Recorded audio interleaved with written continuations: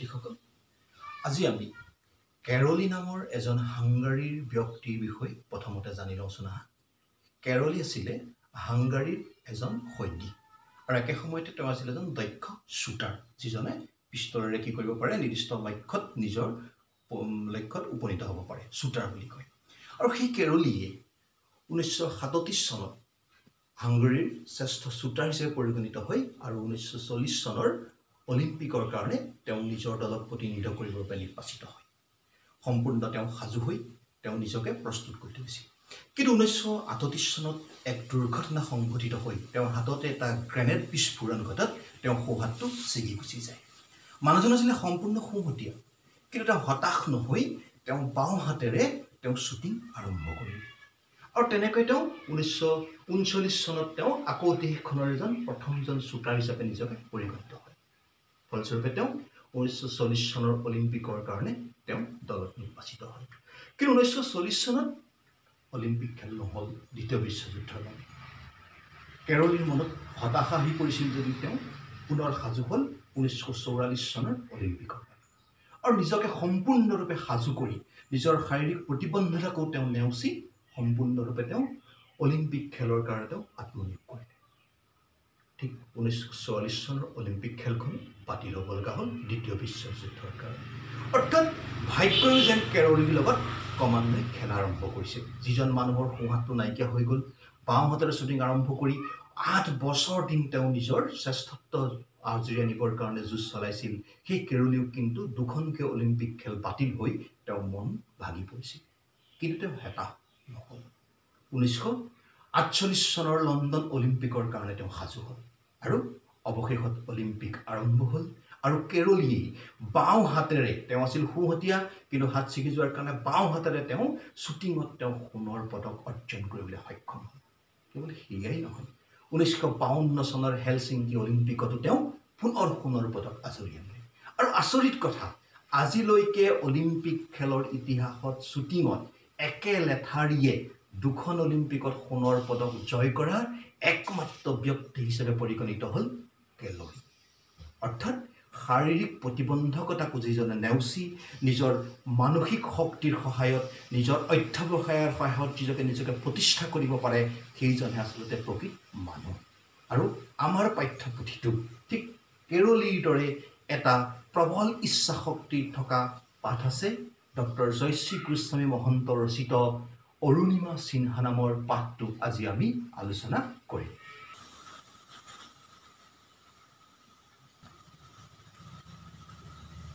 ছাত্ৰ ছাত্ৰীসকল, আমি পাঠটোলৈ যোৱাৰ আগতে আমি পাঠটোৰ লেখক ডক্টৰ জয়শ্ৰী গোস্বামী মহন্তৰ বিষয়ে কেইটামান কথা জানি লোৱা। ডক্টৰ জয়শ্ৰী গোস্বামী মহন্তৰ জন্ম হৈছিলে 1 জানুৱাৰী 1960 চনত। ৰাজ্যখনৰ এগৰাকী বিশিষ্ট সাহিত্যিক, শিক্ষাবিদ তথা 1999 চনৰ পৰা 2002 চনলৈকে তেওঁ ভাৰতৰ ৰাজ্যসভাৰ সাংসদ হিচাপে তেওঁ কাৰ্যনিৰ্বাহ কৰিছিল। কটন মহাবিদ্যালয় আৰু গুৱাহাটী বিশ্ববিদ্যালয়ৰ প্ৰাণী বিজ্ঞান বিভাগৰ অধ্যাপক হিচাপে তেওঁ কাৰ্যনিৰ্বাহ কৰি গুৱাহাটী বিশ্ববিদ্যালয়ৰ পৰা তেখেতে অৱসৰ গ্ৰহণ কৰে। ডক্টৰ জয়শ্ৰী গোস্বামী মহন্তৰ ৰচিত উপন্যাস কেইখনমানৰ নাম হৈছে মহাকবি, যিখন মহাকবি কালিদাসৰ জীৱনৰ ওপৰত ৰচিত, গান্ধাৰী, মহাভাৰতৰ গান্ধাৰী চৰিত্ৰৰ ওপৰত ৰচিত, আৰু চাণক্য অৰ্থাৎ কৌটিল্য বা চাণক্যৰ ওপৰত ৰচিত চাণক্য নামৰ উপন্যাস। তেখেতৰ গল্পপুথি হৈছে অন্য এক ৰত্নাকৰ আৰু উৱলি যোৱা চাদৰ। প্ৰবন্ধ সংকলন হৈছে অসম আন্দোলন, যুগমীয়া চিন্তাৰ প্ৰতিফলন। আৰু তেখেতৰ শিশু সাহিত্য হৈছে চেমনীয়াৰ বিশ্ব সাহিত্য আৰু বিশ্বৰ শ্ৰেষ্ঠ সাধু। বৰ্তমান এদিনৰ সংবাদ নামৰ যিখন দৈনিক কাকত, সেই কাকতখনৰ মুখ্য সম্পাদক পদৰ দায়িত্ব ডক্টৰ জয়শ্ৰী গোস্বামী মহন্তই বহন কৰি আহিছে। আৰু এইগৰাকী ডক্টৰ জয়শ্ৰী গোস্বামী মহন্তই 2018 চনত পদ্মশ্ৰী উপাধি তেওঁ লাভ কৰিবলৈ সক্ষম হয় আৰু 2019 চনত তেওঁ চাণক্য উপন্যাসখনৰ বাবে সাহিত্য অকাডেমী বঁটা লাভ কৰিবলৈ তেওঁ সক্ষম হয়। এই আছিলে ডক্টৰ জয়শ্ৰী গোস্বামী মহন্তৰ বিষয়ে আমি খুব চমুকে আলোচনা কৰিলোঁ। ছাত্ৰ ছাত্ৰীসকল, আমি ডক্টৰ জয়শ্ৰী গোস্বামী মহন্তৰ বিষয়ে পঢ়িলোঁ। এতিয়া আমি মূল পাঠটোলৈ আহোঁ। অৰুণিমা সিনহা 2011 চনৰ এটা দিন সেই দিনটোত উত্তৰ প্ৰদেশৰ লক্ষ্ণৌৰ পৰা দিল্লীলৈ এখন ৰেলগাড়ী আহিছিল আৰু সেই ৰেলগাড়ীখনত যাত্ৰা কৰিছিল ২৬ বছৰীয়া এজনী গাভৰু যিগৰাকী উত্তৰ প্ৰদেশৰ দলৰ ভলীবল দলৰ এগৰাকী খেলুৱৈ আছিল আৰু ৰাষ্ট্ৰীয় পৰ্যায়ত তেওঁ সুন্দৰ খেল প্ৰদৰ্শন কৰি নিজকে প্ৰতিষ্ঠা কৰিবলৈ তেওঁ সক্ষম হৈছিল ৰেলত আহি আছিল হঠাতে ৰেলত ডকাইত উঠিল আৰু ডকাইতে অৰুণিমা সিনহা অহা ডবাটোত লুটপাট আৰম্ভ কৰিলে আৰু কেইটামান ডকাইতে অৰুণিমা সিনহাৰ পিন্ধি থকা চেইনডাল বিচাৰিলে যে চেইনডাল দে কিন্তু অৰুণিমা সিনহাই চেইনডাল দিয়া নাছিল বৰ জোৰ কৰাত তেওঁ কৈছিল এইডাল মোৰ বাবে কেৱল চেইন নহয় এইডাল মাৰ আশীৰ্বাদ গতিকে মই চেইনডাল নিদো অৱশেষত ডকাইতে তেওঁ ৰেলৰ পৰা দাঙি বাহিৰলৈ দলিয়াই দিলে 7 ঘণ্টা সময় তেওঁ ৰেলৰ চিৰিত পৰি থাকিল আৰু তেওঁৰ গাৰ ওপৰি দিয়ে অৰ্থাৎ ৰেলৰ চিৰিয়েদি পাৰ হৈ গ'ল ৩৯খনকৈ ৰেলগাড়ী তথাপি তেওঁ জীয়াই থাকিল ৰাতিপুৱাৰ লগে লগে মানুহে তেওঁক দেখি উদ্ধাৰ কৰিলে কিছুমানে ক'লে হয়তো টিকট নকটাকে ৰেলত আহিছিল ছোৱালীজনী টিকট বিচাৰোঁতে জঁপিয়াই দিলে কোনোবাই ক'লে নহয় কিবা কাৰণত আত্মহত্যা কৰি বিচাৰিছিল সেই গোটেই কথাবোৰ তেওঁ শুনি আছিল কিন্তু তেওঁ উত্তৰ দিব পৰা তেওঁ সামৰ্থ্য নাছিল তাৰপিছত তেওঁ দিল্লীৰ ব্ৰেইলি হস্পিটেললৈ তেওঁ ভৰ্তি কৰে কিন্তু তেওঁ অৱস্থা অতি সংকটজনক হোৱাৰ কাৰণে তেওঁ দিল্লীৰ যিখন এইমছ বুলি কোৱা হয় অৰ্থাৎ All India Institute of Medical ছায়েন্সত তেওঁ ভৰ্তি কৰে আৰু প্ৰায় 4 মাহ দিন তেওঁ তাত চিকিৎসা ল'ব লগা হয় অৱশেষত এটা ভৰি তেওঁ সম্পূৰ্ণৰূপে কাট খাই যায় আৰু আনটো ভৰিত এডাল লোহাৰ ৰড সোমোৱাই তেওঁ ঘূৰা ফুৰা কৰা আৰম্ভ কৰিলে ঠিক তেনেদৰে তেওঁ অলপ সুস্থ হৈ গ'ল আৰু সুস্থ হোৱাৰ লগে লগে 4 মাহৰ পিছত কিন্তু তেওঁ ঘৰলৈ ঘূৰি নগ'ল তেওঁ মনলৈ এটা সপোন আহিলে যে তেওঁ এই অৱস্থাৰে তেওঁ পৰ্বত আৰোহণ কৰিব অৰ্থাৎ পৰ্বতাৰোহী তেওঁ হ'ব আৰু সেই পৰ্বতাৰোহীৰ প্ৰশিক্ষণ ল'বৰ কাৰণে তেওঁ এভাৰেষ্ট বিজয়ী বাসেন্দ্ৰী পালৰ ওচৰলৈ তেওঁ গ'ল আৰু বাসেন্দ্ৰী পালক কৈ তেওঁ ক'লে কি যে মই আপোনাৰ ওচৰত প্ৰশিক্ষণ ল'ব বিচাৰোঁ মই এনেকৈ এভাৰেষ্ট শৃংগ মই জয় কৰিব বিচাৰোঁ বাসেন্দ্ৰী পালে ছোৱালীজনীৰ যিটো আত্মবিশ্বাস উচ্চাকাংক্ষা তাত সন্তুষ্ট কিন্তু শাৰীৰিক অৱস্থাটো দেখি তেওঁ ক'লে যে তোমাৰ বাবে এই কাম নহয় তুমি বেলেগ কামত মনোনিৱেশ কৰা গতিকে তুমি এই কাম কৰিব নোৱাৰা বেলেগ কামত কিন্তু তেওঁ হতাশ নহ'ল প্ৰচণ্ড আত্মবিশ্বাস আৰু সাহসেৰে তেওঁ সপোনটো বাস্তৱায়িত কৰিবলৈ আৰু তেওঁৰ মনত ইচ্ছা শক্তি জাগ্ৰত হ'ল আৰু তেনেকৈ তেওঁ কাশীত অনুষ্ঠিত থকা এটা কেম্পত তেওঁ কি কৰিলে ইকো এভাৰেষ্ট এক্সপেডিশ্যন গ্ৰুপত তেওঁ যোগদান দিলে আৰু তাত যোগদান দিয়ে তেওঁ বাসেন্দ্ৰী পালৰ তত্ত্বাৱধানত তেওঁ প্ৰশিক্ষণ আৰম্ভ কৰিলে আৰু তেওঁ টাটা এটা ইনষ্টিটিউটে তেওঁ সেই সময়ছোৱাত আৰ্থিক জলপানি তেওঁ দিছিল ঠিক তেনেদৰে তেওঁ প্ৰশিক্ষণ আৰম্ভ কৰিলে এটা ভৰি কৃত্ৰিমভাৱে লগোৱা আনটো ভৰি লোহাৰ ৰড লগোৱা আৰু তেনেকৈ তেওঁ আৰম্ভ কৰিলে কেতিয়াবা প্ৰশিক্ষণ অৱস্থাত তেওঁ ভৰিত তেজালি লুতুৰি পুতুৰি হৈ গৈছিল কিন্তু প্ৰবল ইচ্ছা শক্তি থকা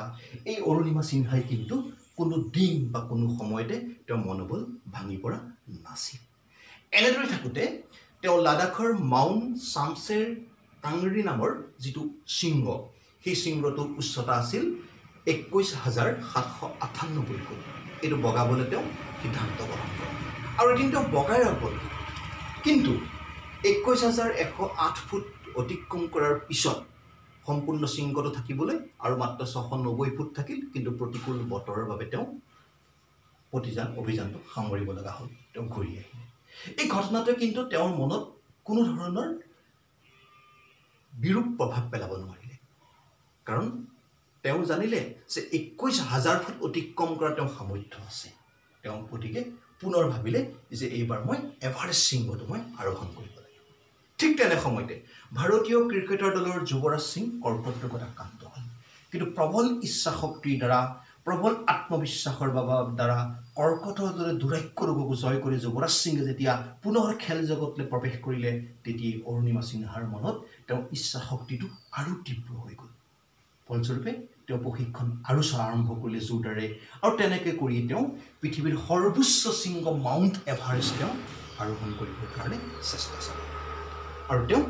আৰম্ভ কৰিলে কাঠমাণ্ডুৰ পৰা এভাৰেষ্ট শৃংগ বগাবলৈ আৰু কাঠমাণ্ডুৰ পৰা 52 দিন যাত্ৰা আৰম্ভ কৰি 2013 চনৰ 21 মে' দিনা 8,848 মিটাৰ উচ্চতাৰ এভাৰেষ্ট শৃংগ আৰোহণ কৰি তেওঁ ভাৰতীয় পতাকাখন তাত উত্তোলন কৰাৰ লগে লগে বিশ্বৰ ইতিহাসত এটা নতুন যুগৰ সূচনা হ'ল কাৰণ যিগৰাকী যুৱতীৰ এটা ভৰি কৃত্ৰিমভাৱে আনটো ভৰিৰ ৰডৰ দ্বাৰা সংস্থাপিত শাৰীৰিক প্ৰতিবন্ধকতাক নেওচি তেওঁ সেই এভাৰেষ্ট শৃংগ তেওঁ আৰোহণ কৰিব পাৰিছিল আৰু এই কাৰ্যৰ বাবে তেওঁক 2014 চনত তেতিয়াৰ ভাৰতৰ ৰাষ্ট্ৰপতি ডক্টৰ APJ আব্দুল কালামে এমেজিং ইণ্ডিয়ান এৱাৰ্ড তেওঁক প্ৰদান কৰিছিল 2015 চনত তেতিয়াৰ ৰাষ্ট্ৰপতি প্ৰণৱ মুখাৰ্জী ডাঙৰীয়াই পদ্মশ্ৰী উপাধি দিছিল আৰু 2015 চনতে প্ৰণৱ মুখাৰ্জী ডাঙৰীয়াই টেনজিং নৰগে সন্মান তেওঁক দিছিল আৰু শেহতীয়াকৈ ভাৰতৰ প্ৰধানমন্ত্ৰী নৰেন্দ্ৰ মোদী ডাঙৰীয়াই অৰুণিমা সিনহাই লিখা এখন কিতাপ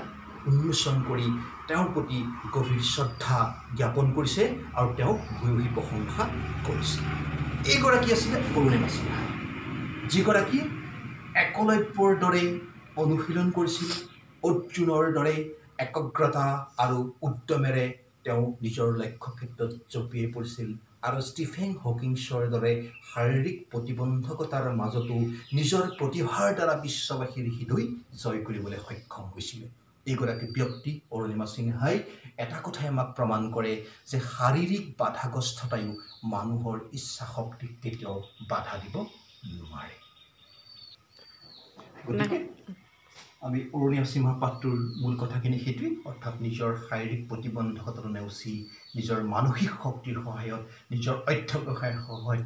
অসাধ্যকো সাধন কৰিব পৰা এই পাঠটোৱে আছিল অৰুণিমা সিনহা তোমালোকে পাঠ্যপুথিত পাঠটো কেইবাৰমান ভালকৈ পঢ়িবা আৰু পৰৱৰ্তী সময়ত আমি ইয়াৰ পিছৰ যিখিনি প্ৰশ্ন সেই প্ৰশ্নসমূহ আমি আলোচনা কৰিম ধন্যবাদ